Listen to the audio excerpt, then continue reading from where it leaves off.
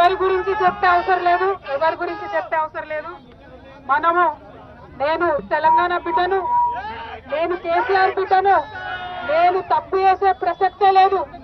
నేను మొండిదాన్ని, మంచిదాన్ని. అనవసరంగా జైలుకు పంపి నన్ను జగమొండిని చేసిండ్రు.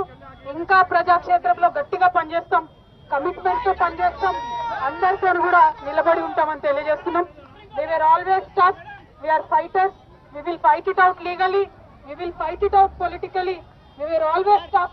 By sending us to jail illegally, they only made BRS and KCR's team unbreakable. Thank you. Jai Telangana, Jai Hind.